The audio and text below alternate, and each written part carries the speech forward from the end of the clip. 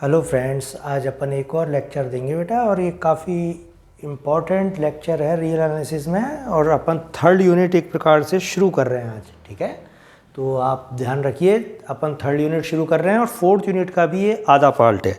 ठीक है, तो इसमें जो चैप्टर है अपना रियल सीक्वेंसेस, उसको अपन पूरा करने की कोशिश करेंगे।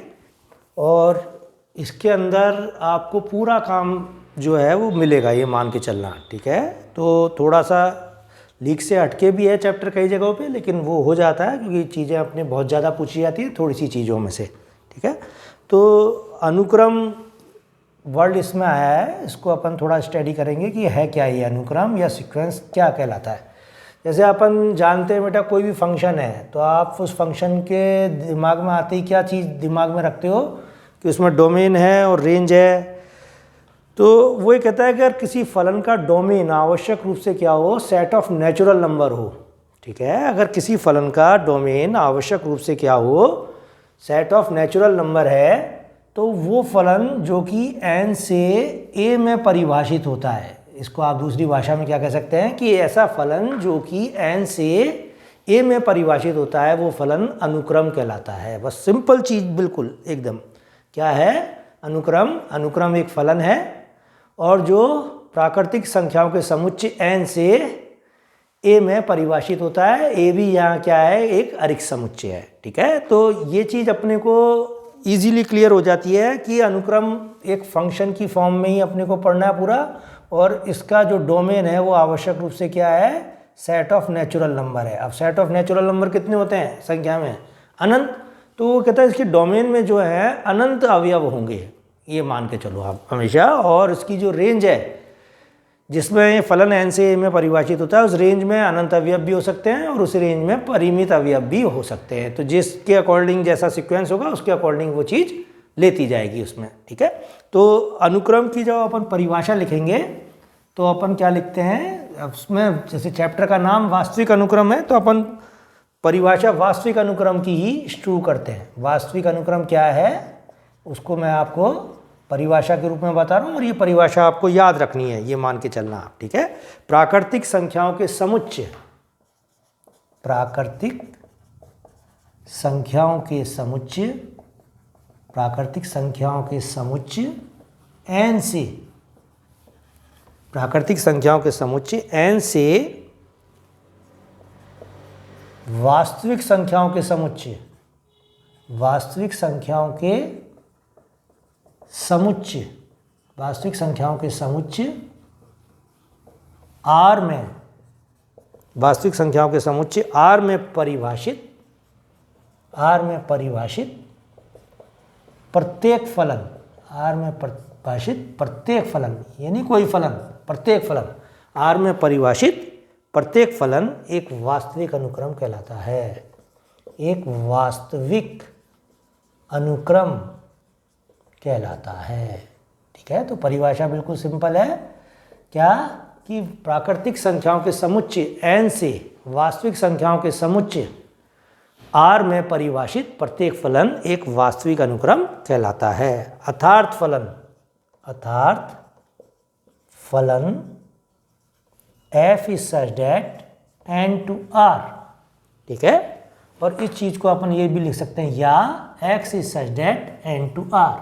ये क्यों लिखा अपन ने? वो कहता है भाई फंक्शन तो आपने हमेशा f से डिनोट किया है। अब मान लिया कि सीक्वेंस आपका फंक्शन ही है, लेकिन उसको आप नोटेशन फॉर्म में f की जगह x यूज में ले रहे हैं बहुत से राइटर, और बहुत से राइटर इसमें a यूज में लेते हैं, स्मॉल a। तो x is such that n to r, x का मतलब यहाँ क्या है, n से r में एक परिभाषित फलन है, ये ध्यान रखिएगा।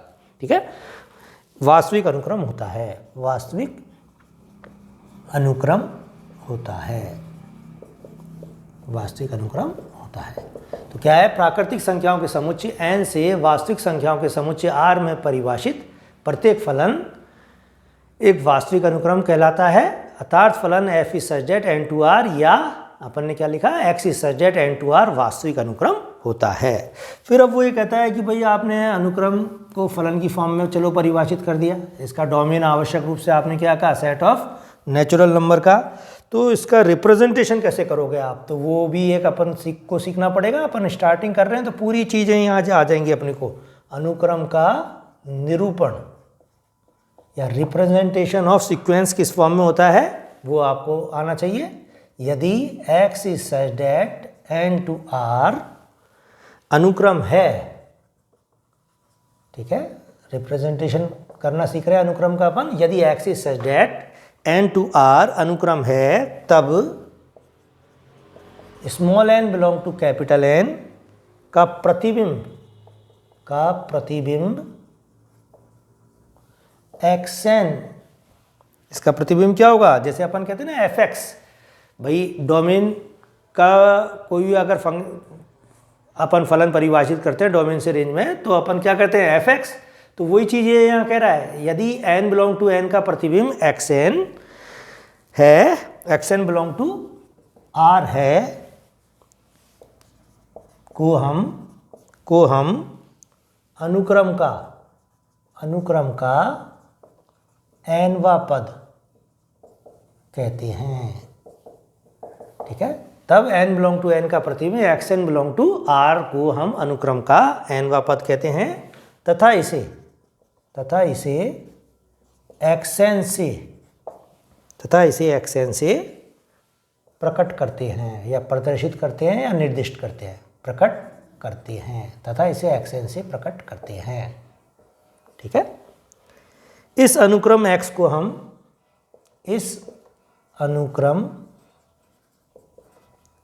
को हम पूरी चीज़ें अच्छी तरह से क्लियर हो जाएंगी, कोई दिक्कत नहीं है इसमें स्टार्टिंग में।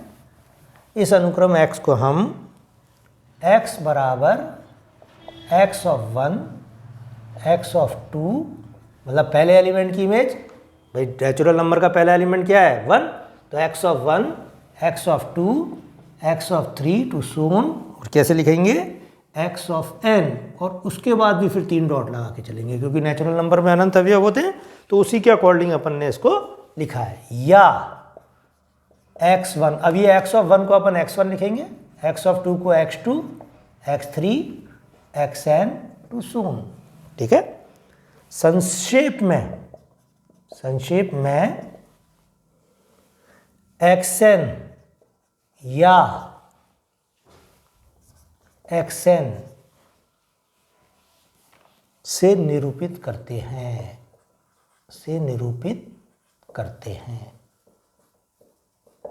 ठीक है। तो ये अपन को अच्छी तरह से आना चाहिए कि अनुक्रम का nवां पद क्या होता है xn, और वो किसको बिलोंग करेगा r को, क्योंकि n से r में परिभाषित है x, और वो कहता है कि इसका पहला एलिमेंट जो है x1 x2 x3 xn to सोन से प्रदर्शित किया जाता है पूरा अनुक्रम, और संक्षेप में इसको किससे लिखते हैं xn या xn से निरूपित करते हैं। तो ये नोटेशन है। फिर वो कहता है यदि स्मॉल xm तथा xn अनुक्रम के mवें तथा nवें पद हैं। क्या मतलब है इसका? यदि xm तथा xn अनुक्रम के mवें तथा nवें पद हैं और इन पदों को हम अलग अलग ही मानते हैं, चाहे xm बराबर xn हो, इन पदों को हम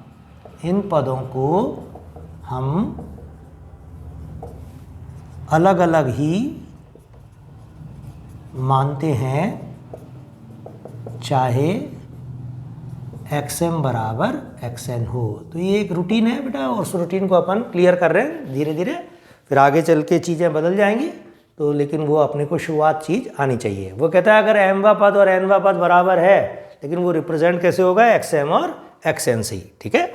अब वो ये कहता है कि इसके बाद अनुक्रम का परिसर, तो अनुक्रम का परिसर क्या है? जो अपन ने x ऑफ 1 लिखा है, x ऑफ 2 लिखा है, ये एक्चुअल में क्या है? अनुक्रम का परिसर ही है। तो वो कहता है अनुक्रम का परिसर या रेंज ऑफ सीक्वेंस। कई बार कंफ्यूजन हो जाता है बच्चों को कि रेंज ऑफ सीक्वेंस क्या है, तो अपन भाई रेंज ऑफ सीक्वेंस का मतलब क्या होना चाहिए? फंक्शन की अगर मैं रेंज पूछूं तो आप कैसे करोगे कि जो डोमेन के जो एलिमेंट्स हैं उस फंक्शन के अंतर्गत क्या होते हैं, जो उनकी इमेजेस होती है वो उसके रेंज होती है। तो यही चीज़ वही कह रहा है, अनुक्रम के अलग अलग पदों का समुच्चय, अनुक्रम के अलग अलग पदों का समुच्चय, अनुक्रम के अलग अलग पदों का समुच्चय अनुक्रम का परिसर कहलाता है। अनुक्रम का परिसर कहलाता है। ठीक है, बड़ा लंबा चैप्टर है ये बेटा, लेकिन पूरी तीसरी यूनिट अनुक्रम से ही आएगी, ये ध्यान रखना। चौथी यूनिट का आधा पार्ट भी अनुक्रम से आएगा और चौथी यूनिट का आधा पार्ट किससे आएगा? टू वेरिएबल की कंटिन्यूटी से। ठीक, अब वो ये कहता है जैसे अपन ने एक अनुक्रम परिभाषित किया कि माना कि, उदाहरण दे रहे हैं अपन जिससे आपके समझ में आएंगी चीज़ें। माना कि x is such that n to r, ठीक है, xn बराबर 4 + 1/2 की पावर n द्वारा परिभाषित,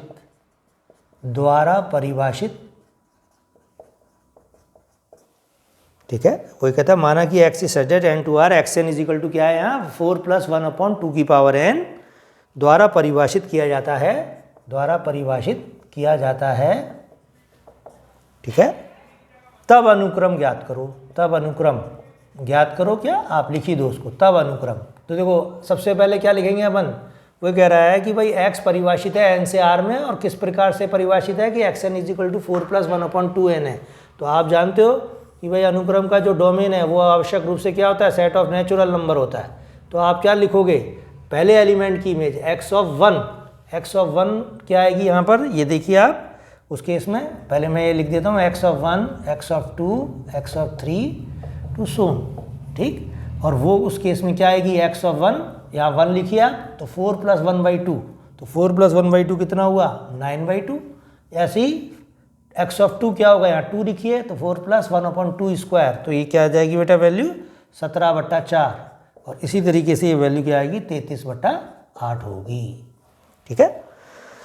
तो ये यहाँ पे कहने का मतलब क्या है कि x ऑफ 1 जो था वो क्या था अपने पास? 4 + 1/2। आपको अगर क्लियर करनी है चीज़ें, 4 + 1/2², और ऐसे करते करते चीज़ें आगे तक जा रही हैं, ठीक है। तो ये अनुक्रम के लिखने का तरीका है, और अनुक्रम रिप्रेजेंट कैसे होता है ये आपने इस एग्जाम्पल से सीखा है। लेकिन कहानी यहाँ पे शुरू हो रही है एक प्रकार से, और उसको ही अपने को आगे बढ़ाना है।